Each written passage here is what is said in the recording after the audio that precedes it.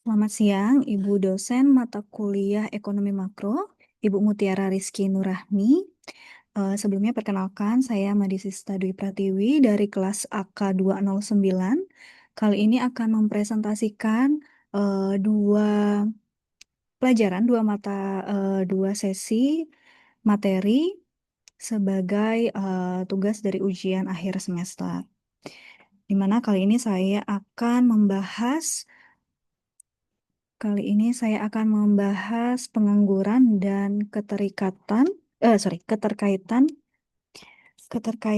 ekonomi internasional. Oke, kita next.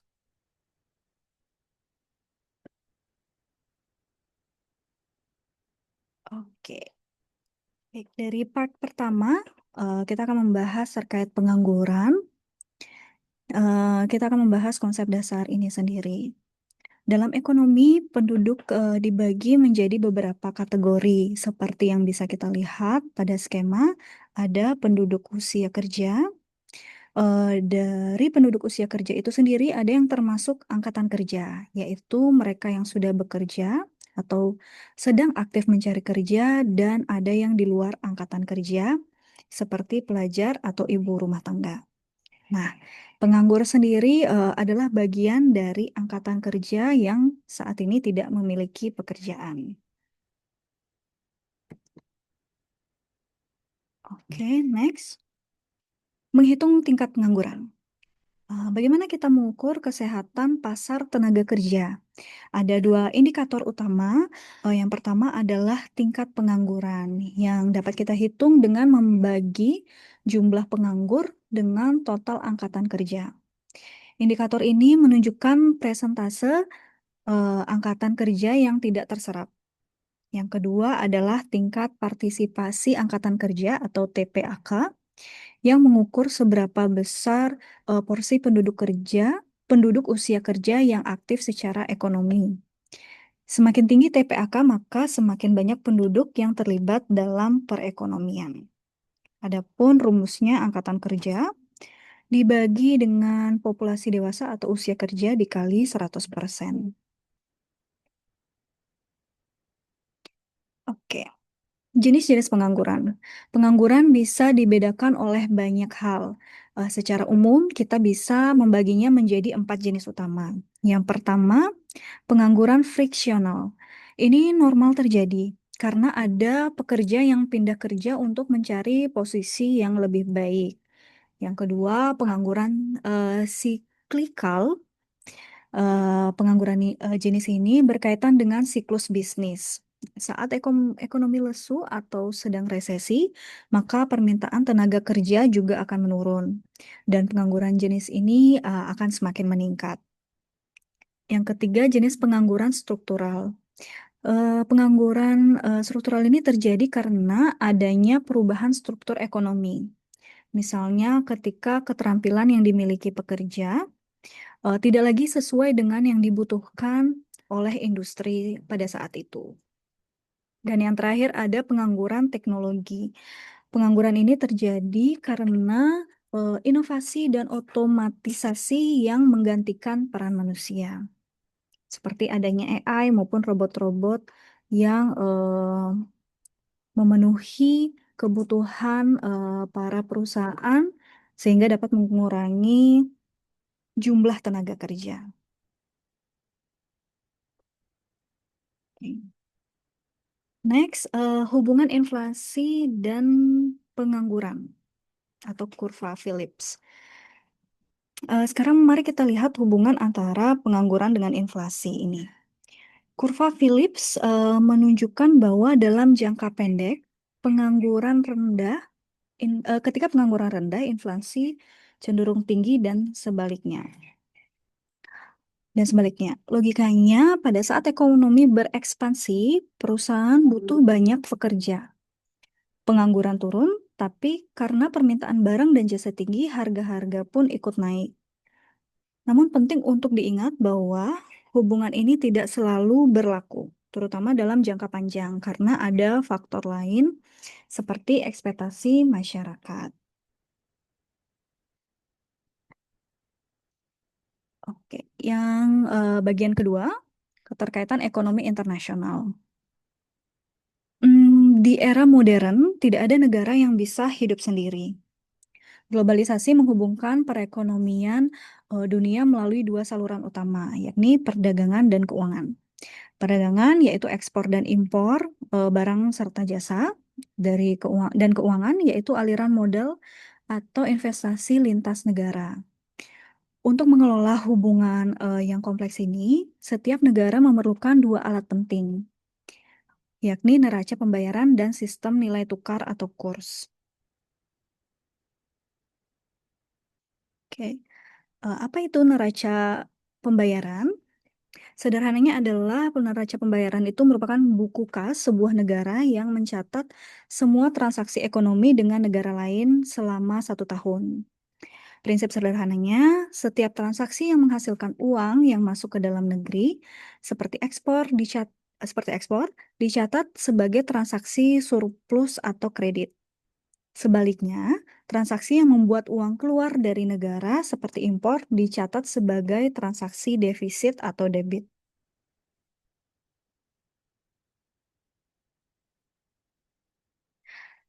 Komponen utama neraca pembayaran. Neraca pembayaran memiliki dua rekening utama. Yang pertama, neraca transaksi berjalan yang mencatat transaksi sehari-hari seperti ekspor impor barang yang disebut neraca perdagangan, jasa serta aliran pendapatan seperti gaji TKI atau dividen dan transfer seperti hibah. Yang kedua ada neraca modal finansial yang mencatat transaksi investasi seperti pembelian saham, obligasi, atau pendirian pabrik oleh pihak asing. Oke, next, hubungan transaksi berjalan dan modal. Kedua neraca ini saling menyeimbangkan. Bayangkan jika sebuah negara lebih banyak mengimpor daripada mengekspor. Artinya negara itu mengalami defisit transaksi berjalan. Dari mana negara itu dapat uang untuk membayar selisihnya? Jawabannya adalah dengan membayar selisihnya. Jawabannya adalah dengan menjual aset atau meminjam dari luar negeri. Aktivitas ini dicatat sebagai surplus di neraca modal. Jadi secara teori, defisit di transaksi berjalan akan dibiayai oleh surplus di neraca modal. Baik, untuk memperjelas konsep tadi, kita akan membuat contoh soal. Yang pertama, ini ada kasus, misalkan di negara X kita memiliki data penduduk seperti yang tertera pada di layar. Di mana pada tahun 2024 jumlah penduduk berjumlah 250 juta jiwa, jumlah penduduk usia kerja dalam kurun 15 tahun ke atas itu berjumlah 180 juta jiwa, jumlah orang yang bekerja sebanyak 117 juta jiwa, dan jumlah penganggurannya 13 juta jiwa. Nah, di sini kita diminta untuk menghitung berapakah jumlah angkatan kerja di negara X. Yang kedua, berapa tingkat partisipasi angkatan kerja atau TPAK. Dan yang ketiga, berapakah tingkat pengangguran. Oke, yang pertama, nah kita menghitung angkatan kerja. Itu angkatan kerja kita hitung, kita dapat dari jumlah bekerja ditambah jumlah pengangguran. Di situ kita dapat totalnya menjadi 130 juta jiwa.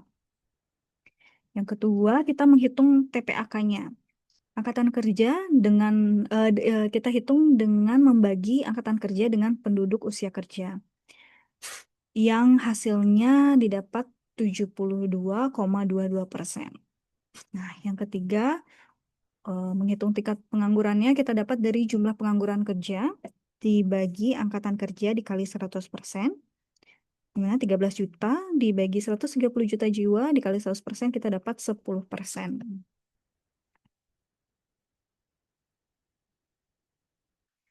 Oke, ini soal yang kedua. Ini untuk menghitung neraca pembayaran. Ini ada contoh soal. di mana di sini tertera data transaksi internasional negara Y selama 1 tahun dalam miliar rupiah, di mana ekspor barangnya berjumlah 150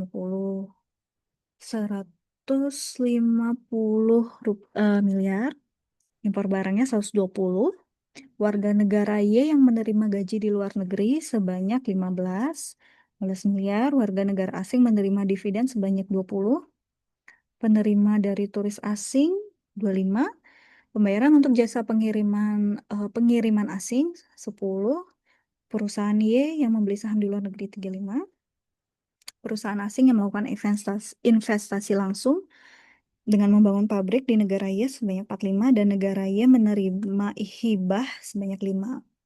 Di sini kita diminta untuk membuat neraca perdagangan, neraca transaksi berjalan, dan neraca modal finansial.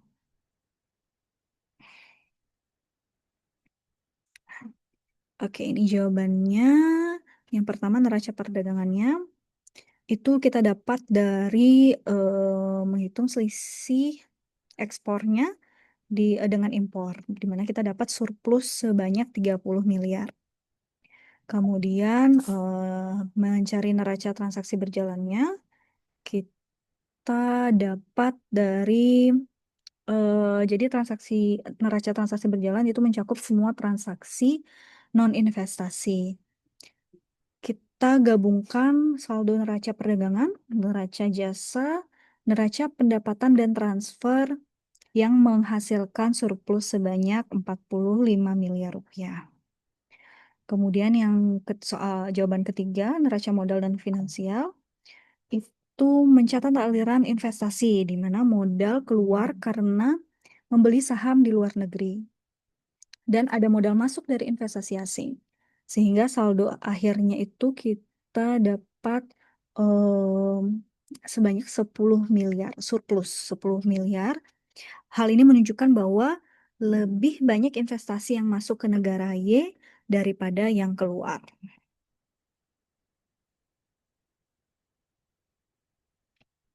Next, oke. Demikian pemaparan mengenai pengangguran dan keterkaitan ekonomi internasional. Kedua konsep ini adalah kunci untuk memahami dinamika perekonomian sebuah negara di panggung global. Semoga presentasi ini bermanfaat dan memberikan wawasan baru bagi kita semua. Terima kasih. Mohon maaf jika ada kesalahan dalam penyampaian materi.